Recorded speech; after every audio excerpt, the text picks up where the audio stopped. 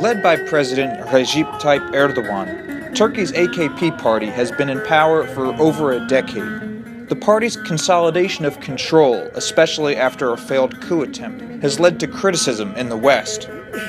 So I sat down with AKP Parliament Member Dr. Ravza Kavakçı for her perspective on the coup and the criticism. This wasn't something done by a couple of people. This was done by people who had infiltrated into various state institutions, whether it is the military, the police force, the academia, the judiciary, unfortunately. So after that, after the coup attempt, of course, the people who took a part of this and who were a part of this Gülenist cult will be brought to justice.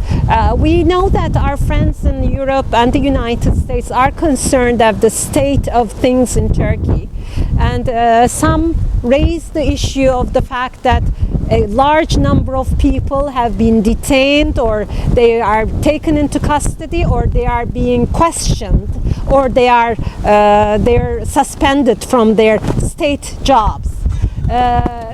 That is why I want to make it very clear that the rule of law is intact in Turkey. The judicial system is looking into everything, and the security and the intelligence services are doing whatever they need to do to make sure whoever took a part of this coup attempt that cost us 247 lives and injured 2,194 people, they will pay in the court of law. After the coup attempt, as a member of a country who has been harshly criticized, especially by Europe, regarding, our human rights issues, whether there's violations or not, we would have expected immediate support from our allies in Europe, the European Union, and especially also the United States. But it took a while for our friends to respond. And after the coup attempt, it was so disappointing to hear the concern for the people who were perpetrators of this coup attempt.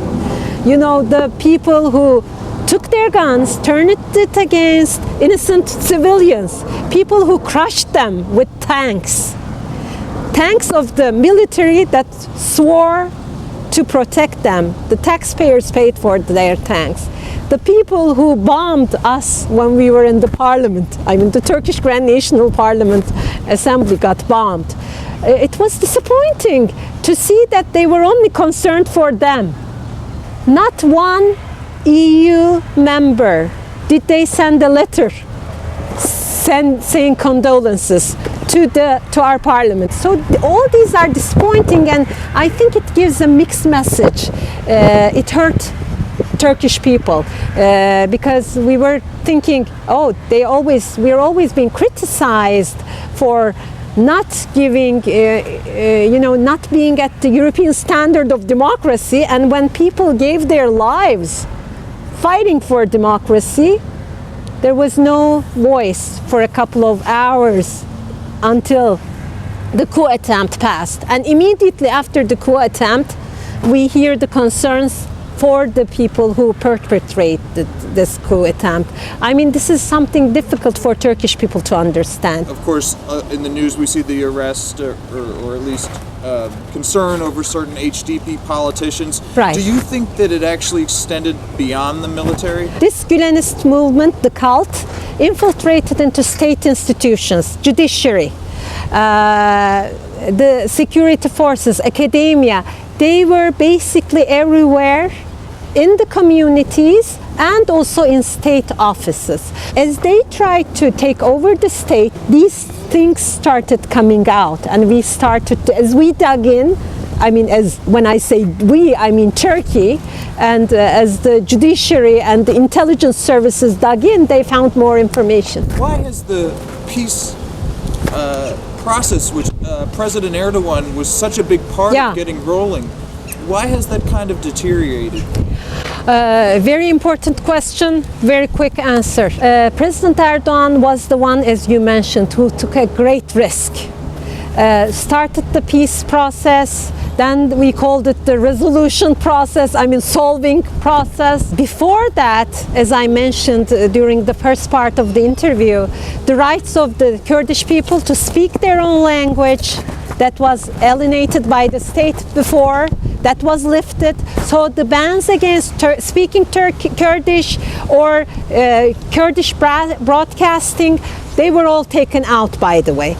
Then it was a big issue to get the peace process started. You know, PKK has been a terrorist organization that has taken thousands and thousands of lives in Turkey. Some state policies before AK Party have not helped either. It gave them ground to grow, but they have never ever represented the whole Kurdish population in Turkey. The most people that have lost their lives because of PKK attacks have been the Kurdish citizens, Turkish citizens of Kurdish descent rather. So President Erdogan took a great risk and took a big step starting the peace process. What happened was, after June 7th elections in 2015, after HDP, they were in the parliament as well. And during the campaign, the argument was if HDP is in the parliament and the peace process is going, there will no longer be a problem. The day after the elections, the attacks of PKK started, killing a policeman in his own home in front of his family's eyes, and afterwards an off-duty military officer, and afterwards the attacks, the bombing started. And that's when the state that's responsible for protecting the lives of the citizens started fighting with the PKK again, unfortunately. So it was their starting of the attacks and killing of innocent civilians that stopped the peace process. And this is very misunderstood in some places, I think. For many Kurds that would want an autonomous region, is it ever possible to solve this issue? Because it doesn't seem to be what Ankara wants, but it does seem to be what they want. Is there middle ground? We are very, very concerned or protective about the unity of our state and our territory.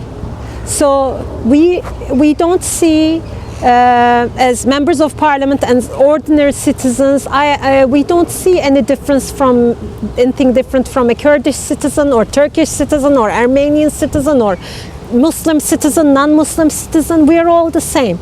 So I don't think there is a basis for any separation of any kind or we're just happy living unified. Most people are happy living unified under one flag and one state. Well, Dr. Kavakçı, thank you so much for being so generous with your time. Thank you.